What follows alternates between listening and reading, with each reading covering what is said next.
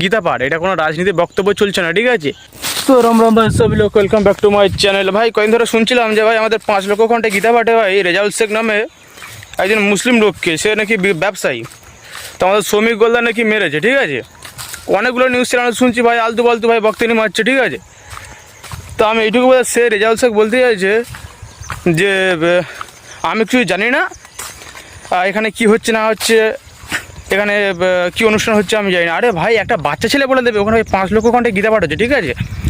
ওখানে হিন্দুদের গীতা পাঠ হচ্ছে, একটা বাচ্চা ছেলে বলে দেবে। তুমি জানো না, তুমি অত বড় ধামড়া ছেলে হয়ে তোমাকে তো মানে মেরেছে, কষিয়ে দিয়েছে, ঠিক করেছে, মানে তোমাকে আরও ঘাঁকাতে কষিয়ে দেওয়ার দরকার ছিল, তোমাকে গাঁট ফেটে দেওয়ার দরকার ছিল, ঠিক আছে?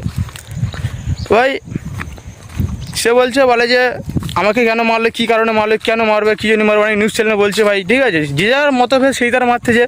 শ্রমিক গোলদার মেরেছে একটা কারণে, কারণ যখন জিজ্ঞাসা করে প্রথমে যে তুমি কি চিকেন প্যাটিস বিক্রি করছো, প্রথমে বলেছিল না।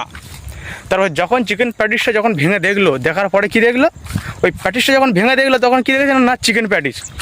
অমনি ওর গাঁড় ধুনে দিয়েছে, মারা দেবে না, আচ্ছা করে কষিয়ে দিয়েছে। আরে ভাই আমি একটা কথা বলবো, তার মারবে না কেন ভাই? দেখ ওখানে অনেকে গীতা পাঠে গেছে, অনেকে ব্রত রেখে গেছে, অনেকে অনেক কিছু করে গেছে, ঠিক আছে? তো ওখানে ভাই ভেজ প্যাটিসের নাম করে চিকেন প্যাটিস যদি খাওয়ায়, মারবে না কেন? ওকে কি ছেড়ে দেবে নাকি? আচ্ছা সে বলছে যে রেজাউল শেখ বলছে আমি জানি না যে এখানে কী হচ্ছে না হচ্ছে, এখানে কী অনুষ্ঠান হচ্ছে না হচ্ছে। ওখানে ভাই গীতা পাঠ করছে ভাই অনেক মাইকে, অনেক লোক, 5 লক্ষ ঘন্টা গীতা পাঠ, ওখানে ভাই 6 লাখ লোক আছে, ঠিক আছে? ওখানে গীতা পাঠ করছে, তুমি জানো না মানা?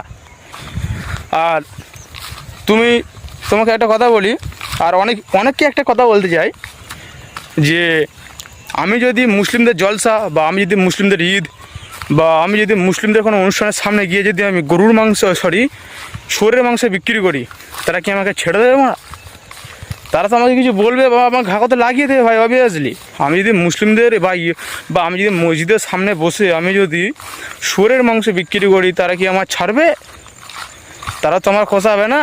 তা ওকে তো কি কষিয়ে ভুলটা কী করেছে ভাই? ও ধুনে দিয়েছে, গাঁড় ধুনেছে, ঠিক আছে। আমি অবভিয়াসলি বলবো ভাই তাকে মানে মেরেছে, ঠিক আছে, আমরা হলে আরও মারতাম। সে যাই হোক, আমাদের শ্রমিক গোলদারকে দাদা প্রতিবাদ জানানোর কারণে তাকে তো অ্যারেস্ট করে নিয়েছে পুলিশ। ভাই শেখ শাহজাহান তার এলাকায় কি করছে, ওদিকে রেপ কেস হচ্ছে, এই কেস হচ্ছে, এটা সেটা হচ্ছে ভাই, সেদিকে পুলিশের খোঁজ নি ভাই। কোথায় আমাদের শ্রমিক গোলদার একটা ভালো একটা কাজে প্রতিবাদ করেছে, এই নিয়ে রাজ্য সরকারের পুলিশ তাকে ধরে নিয়েছে।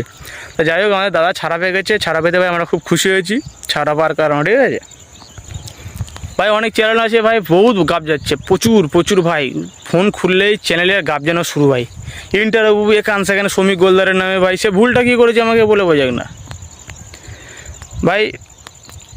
আমাদের তো প্রায় হিন্দু জানে যে তাকে মেরে ভুল করেছে কি ঠিক করেছে ভাই। আমাদের যারা আইনজীবীরা, যারা উকিলরা, ওকে তো ছাড়িয়েছে, উকিলরা নিজে বলে ওকে আরও কত মারলে আরও ভালো হতো, ওকে কষে দিলে আরও ভালো হতো ভাই। সে একটা খরা মানুষ হয়ে ভাই, তার একটা পা নিয়ে ভাই সে যা প্রতিবাদ করেছে, এরকম আমাদের প্রত্যেক হিন্দু করা দরকার, অবভিয়াসলি ভাই।